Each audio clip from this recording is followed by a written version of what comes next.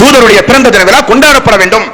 கொண்டாடியவர்கள் முஸ்லிம்கள், கொண்டாடாதவர்கள் முனாஃபிக்குகள் பேசுகிறார்கள். இன்றைக்கு பிறந்த தின விழா கொண்டாடாதவர்கள் அவருடைய பிறப்பிலே சந்தேகம் என்று பேசுகிற அளவுக்கு உலமாக்கள் இன்றைக்கு தயாராகிவிட்டார்கள். மீலாது விழா கொண்டாடாதவன் முனாஃபிக். அவர்கள் இறந்தால் மையவாடியில் அடக்குவதற்கு அனுமதி கொடுக்கப்படக்கூடாது. மீலாது விழா கொண்டாடாதவன் அல்லாஹ்வுடைய ரசூலை நேசிக்காதவன், அல்லாஹ்வுடைய ரசூலை புறக்கணிக்கக்கூடியவன் என்றெல்லாம் கடுஞ்சொல்லை பயன்படுத்தி இந்த சமுதாயத்தில் பரமர கலாச்சாரங்களைப் போல மீலாது விழா கொண்டாடுகிற மார்க்க உலமாக்கள் உண்டு, மக்கள் மத்தியிலே பேசுகிற உலமாக்கள் உண்டு. தாழ்மையோடு கேட்டுக்கொள்கிறேன், அல்லாஹ்வோ அல்லாஹ்வுடைய ரசூலோ சஹாபாக்களோ நாலு மதுகபை சாராதவன் முஸ்லிமில் இல்லை என்று பிரகடனப்படுத்துகிற 4 இமாம்கள் யாராவது ஒரு இமாம் மீலாது விழா கொண்டாடப்பட வேண்டும் அது மார்க்கம் என்று சொல்லி இருந்தால் உங்களுடைய செருப்பை சுமந்து மரணிக்கின்றவரை நடக்க நாங்கள் தயார். அப்படி ஒரு வழிகாட்டுதல் இஸ்லாத்தில் இல்லைங்க. அப்படி ஒரு வழிகாட்டுதல் இருந்தால் அல்லாஹ்வுடைய ரசூல் உங்களுக்கு மட்டும் சொந்தம் இல்லையே, எங்களுக்கும் அல்லாஹ்வுடைய ரசூல் தானே. உலகம் முழுக்க பிரகடனப்படுத்திக் கொண்டாடலாமே மீலாது விழாவை. அல்லாஹ்வுடைய ரசூல் நரகத்தை குறித்து, மறுமையை குறித்து, விசாரணையை குறித்து, நீதிமன்றத்தை குறித்து பேசுகிற சபையில் சஹாபாக்கள் இருந்தால் சப்தம் போட்டு அழுகிற அளவுக்கு பண்புடையவர்கள் அந்த சஹாபாக்கள். காரணம், யா ரசூலல்லாஹ் எங்களுக்கு சொர்க்கம் வேண்டும், சொர்க்கத்தில் உங்களோடு இருக்க வேண்டும், என்ன நாங்கள் செய்ய வேண்டும் என்று கேட்டவர்கள் சஹாபாக்கள். அல்லாஹ்வுடைய ரசூல் எங்காவது ஒரு இடத்தில் என்னோடு நீங்கள் சொர்க்கத்தில் இருக்க வேண்டுமானால் மீலாது விழா கொண்டாடுங்கள் என்று சொன்னார்களா? எங்காவது ஒரு இடத்தில் என்னோடு நீங்கள் சொர்க்கத்தில் ஒன்றாக இருக்க வேண்டுமானால் ரபியுல் அவ்வல் மாதம் முழுக்க முழுக்க மௌலூது பாடல்கள், திக்ர் மஜ்லிஸ்கள் நடத்தி என்னுடைய பெயரில் திக்ர்கள் ஸலவாத் சொல்லுங்கள் என்று சொன்னால் நீங்கள் என்ன அல்லாஹ்வுடைய ரசூலை மதிப்பது? நாங்கள் எங்களுக்கும் தானே அல்லாஹ்வுடைய ரசூல்.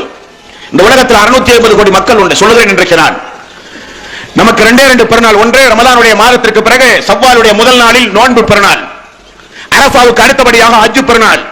2 பெருநாளை அல்லாஹ்வுடைய ரசூல் நமக்கு காண்பித்து தந்தார்கள். 3வது ஒரு பெருநாள் இஸ்லாத்திலே கிடையாது. ஆனால் ரபியுல் அவ்வல் மாதம் பிறை 12 வந்தால் அல்லாஹ்வுடைய ரசூல் பிறந்த தின விழா என்று சொல்லி பள்ளி வாயில்கள் அலங்கரிக்கப்பட்டு, வீடுகள் தூய்மை செய்யப்பட்டு, குழந்தைகள் ஊர்வலமாக நடத்தப்பட்டு, அரசு விடுமுறை அளவுக்கு இன்றைக்கு போய்விட்டது என்றால் இதை யார் நமக்கு அறிமுகம் செய்தது? பிறந்த தின விழாவை இந்த உலகத்தில் ஏன் கொண்டாடுகிறார்கள் என்று கொஞ்சம் யோசித்து பாருங்கள். மறந்த மக்களுக்கு நினைவுபடுத்த தன்னுடைய தலைவர்களை, காந்திக்கு பிறந்த நாள் என்றால் காந்தியை மக்கள் மறக்கும் பொழுது நினைவுபடுத்துவார்கள். காந்தியை விசுவாசிக்கின்ற தொண்டர்களுக்கு உற்சாகப்படுத்துவார்கள். பிறந்த தின விழா, இந்த 2 காரணமும் அல்லாஹ்வுடைய ரசூலுக்கு பொருந்துமா? அல்லாஹ்வுடைய ரசூலை ஒரு சமுதாயம் மறந்து விட்டது, ஆகவே நாங்கள் நினைவுபடுத்துகிறோம் என்றால் மறந்தவன் முதல் முஸ்லிமே கிடையாது. ஐவேளை தொழுகை, அஷ்ஹது அன்ன முஹம்மதர் ரசூலுல்லாஹ், முஹம்மது நபி அல்லாஹ்வுடைய ரசூல் என்று ஒரு நாளைக்கு ஐவேளை தொழுகையின் மூலம் அல்லாஹ்வுடைய ரசூல் நினைவூட்டுகிற சமுதாயம் இந்த சமுதாயம். தொழுகையின் பொழுது அத்தஹியாத்தில் அமர்ந்து தொழுகையோடு தொடர்பு இருக்கிற ஒவ்வொரு முஸ்லிமும் அல்லாஹ்வுடைய ரசூலை நினைவு கூறுகிற சமுதாயம் நாம் எல்லாம். நாளைக்கு 5 முறை பாங்கினுடைய ஓசைக்கு பிறகு கேட்கிற துஆவின் மூலம் இந்த சமுதாயம் அல்லாஹ்வுடைய ரசூலை போற்றி புகழ்ந்து கொண்டிருக்கும் பொழுது பிற சமுதாய கலாச்சாரம் நமக்கு தேவையில்லைங்க. 23 ஆண்டு காலம் ரசூலுல்லாஹி ஸல்லல்லாஹு அலைஹி வஸல்லம் நபியாக மக்காவிலும் மதீனாவிலும் வாழ்ந்தார் என்றால் என்ன பொருள்? 23 ரபியுல் அவ்வலை அல்லாஹ்வுடைய ரசூல் சந்தித்தார்கள்.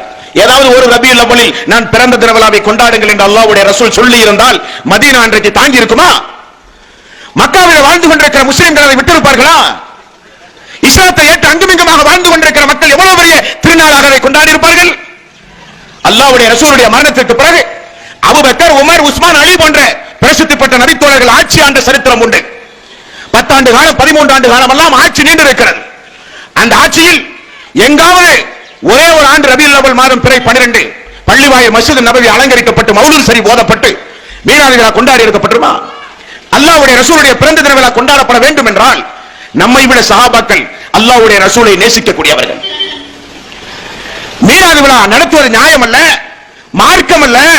அதை சொல்ல அல்லாஹ்வுடைய ரசூல் வரவில்லை.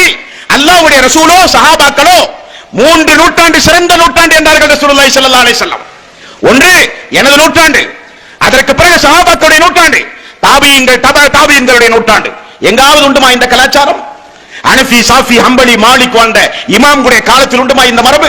எங்குமே கிடையாது, எங்குமே கிடையாது. விழாக்கள் கொண்டாடுவது, எதற்கெடுத்தாலும் பெருநாட்கள் கொண்டாடுவது யூதர்களுடைய மரபு. உமர் ரலியல்லாஹு ஆட்சி காலத்தில் ஒரு யூதர் வந்து சொன்னார், உமர் அவர்களே, இந்த ஒரு வசனம் மூசாவுக்கு இறங்கி இருந்தால், எங்களுடைய நபி மூசாவுக்கு இறங்கி இருந்தால், எந்த வசனம்? மார்க்கத்தை நான் முழுமையாக்கி விட்டேன் என்கிறானே அல்லாஹ், அந்த வசனம் எங்களுடைய நபிக்கு இறங்கி இருந்தால் உலகம் அழிகிற வரை அந்த நாள் நாங்கள் பெருநாளாக திருநாளாக கொண்டாடுவோம் என்றான். எதற்கெடுத்தாலும் பெருநாள் திருநாள் கொண்டாடுவது யூதர்களுடைய கலாச்சாரம், கிறிஸ்தவருடைய கலாச்சாரம். நமக்குரிய பெருநாள் ரெண்டே பெருநாள் தான், ஒன்று நோன்பு பெருநாள், ஒன்று ஹஜ் பெருநாள். இது மறுமையை நம்புகிற மக்களுக்குரிய லட்சணம் அல்ல. மௌலிது பாடல்களின் மூலம் அவுலியாக்களின் மீது நம்பிக்கை வைக்கிறோம் என்கிற பெயரில் மௌலிது பாடல்களின் மூலம் அவர்களிடத்தில் போய் நேரடியாக பாவ மன்னிப்பு கோருவது, அல்லாஹ்வுடைய ரசூலையே அழைத்தவருடைய பாவத்தை நீங்கள் தான் மன்னிக்க வேண்டும் என்று கூக்குரல் இடுவது நியாயமல்ல.